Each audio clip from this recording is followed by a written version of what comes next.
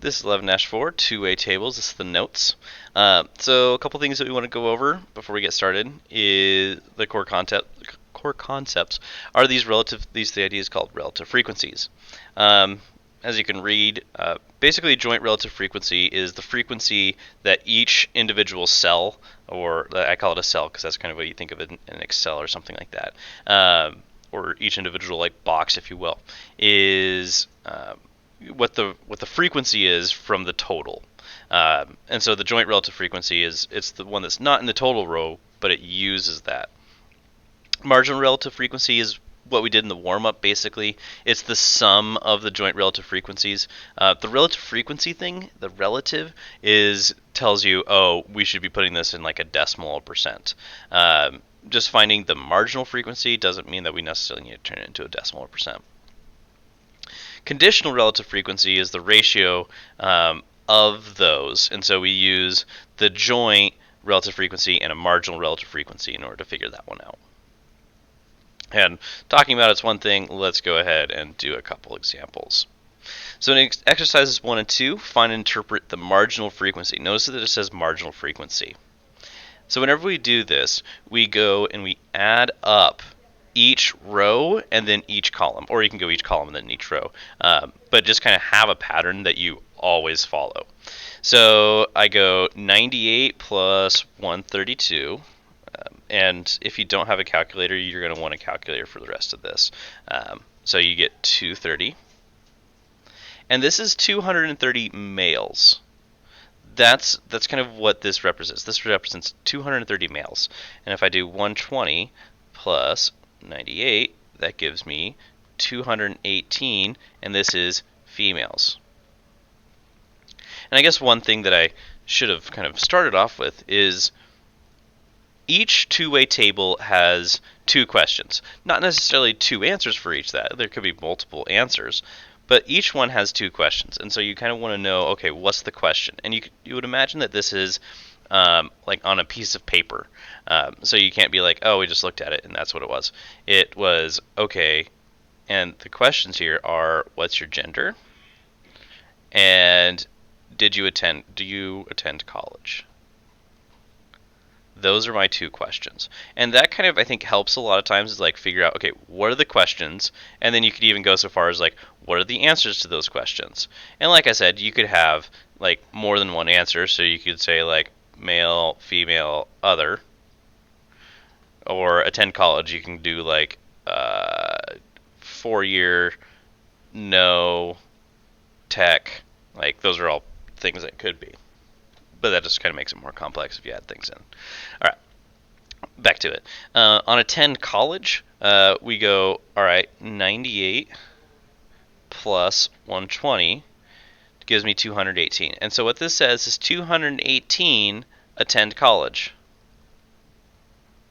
And if I go 132 plus 88, that's 220 don't.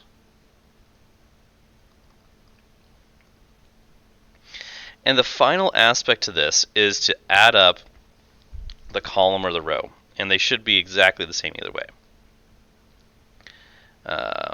Unless I did something wrong. So let's see, that is 230 plus 218, 448. I feel like I did something wrong. Let's see here. 132 plus 88 is 220. 98.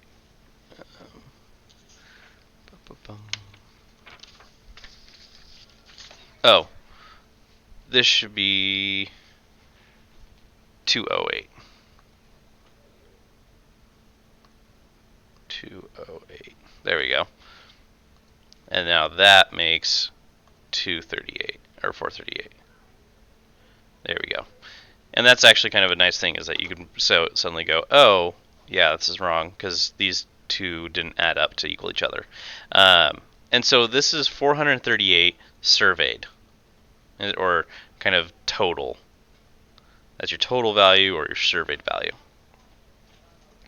Okay, next question we have is, or the next one that we have is do you own a car, and what's your gender? And so have gender, that's my question, and own a car. That's my other question. So I have 2 questions. All right. I can do the marginal frequencies. I go 54 plus 36. 54 plus 136 is 190. 45 plus 137 was 182. Oh, 190 males. 182 females. 99 own a car. And then 273 do not. So I'd guess these are either all kids or maybe they live in a city. All right. And then finally, we need to figure out, let's see, doing this side, that says that there's 372. And this side agrees, 372 surveyed. Okay. All right. So figuring that part out, pretty easy. What I really like about these is they're kind of like a Sudoku puzzle, because you can actually work backwards. And so that's what we're going to be doing in number 3. We're going to conduct a survey that asks 85 students in our school whether they're in math club or chess club. 35 of the students are in math club, 20 of those students are also in chess club, 38 of the students are not in math club or chess club. Organize the results in a 2-way table. Include the marginal frequencies. So we're going to make a 2-way table. It looks like this. And the question that we have is math club and chess club. And these are for all intents and purposes exclusive of each other. It's like just because you're in math club doesn't mean you're in chess club, or there's like no conditions on that. And so I'm going to start with chess club over here, and then math club up here. And I'm going to say chess club yes, chess club no. Math club yes, math club no. And so now that I kind of have my questions laid out and I've made my my table, I can start to analyze some of the information we're given. All right, so it asks 85 students in the school. So that's the total surveyed, 85. Whether in math club or chess club, 35 of the students are in math club. And so that is independent of if they're in chess club. They are in math club. And so I follow this yes down, and this is the total number of students that are in math club. And so I go all the way down and I put it down here. So 35 in math.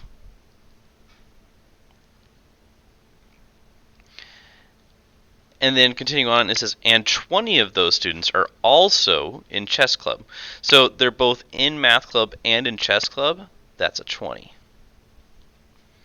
38 of the students are not in math club or chess club. And so that one's kind of nice because it says it's not for math and not for chess. And so both of those are located right here. It's kind of this intersection of no.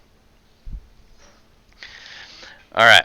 Organize the table organize the results in a 2-way table. You're like, well, there's not all the stuff here.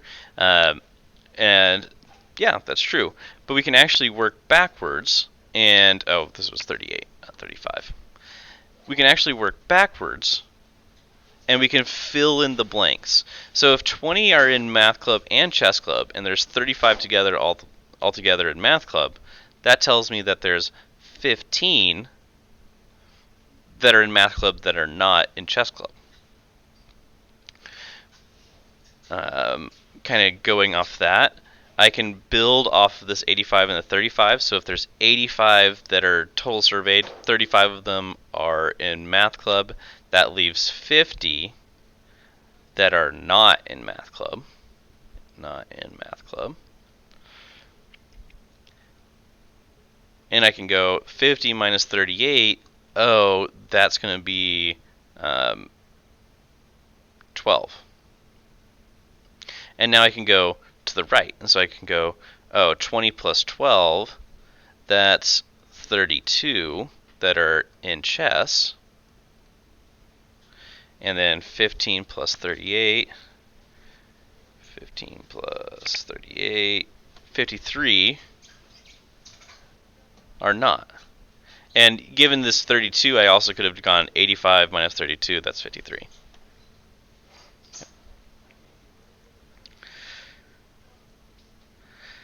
Make a two-way table that shows the joint and marginal relative frequencies. To find these relative frequencies, we need to find the total amount. So I can actually add all of these together. So I can go 96 plus 80 plus 88 plus 54, and that gives me 318. Or this can also be represented as 1, as in 100%, if we're thinking percentage-wise. And to find each one's joint relative frequency, we divide by 318. And we get a decimal. And what you're going to have happen is a few times you're going to round. And you just have to be a little bit careful of rounding because sometimes it can make it so that your stuff doesn't add up. And so you just kind of have to pay attention to that a little bit. So I got 0.30, 0.19, 0.25, and 0.28. And I can add up and make these marginal frequency. And so I get 0.55 are male. I can get 0.45 are female. 0.53 have not. And 0.49 have.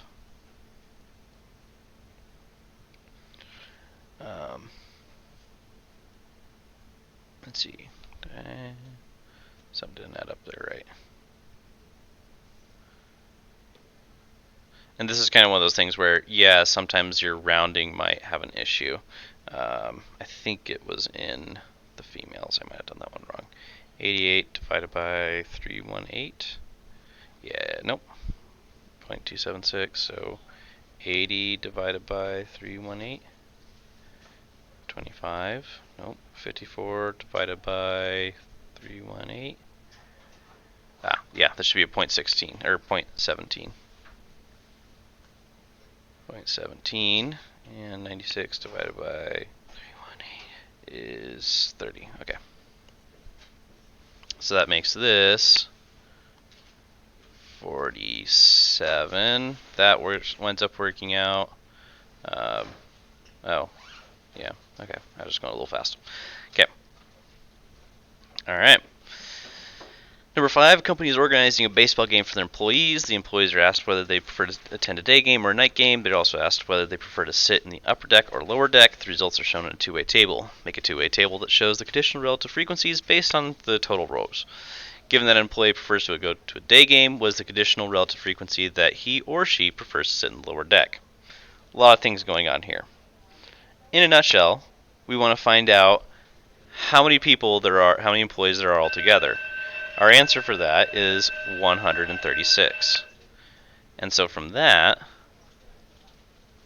we can figure out that each one, this one should be 0.21, this one should be 0.46, this one should be 0.16, and this one should be 0.38, I believe. Yeah.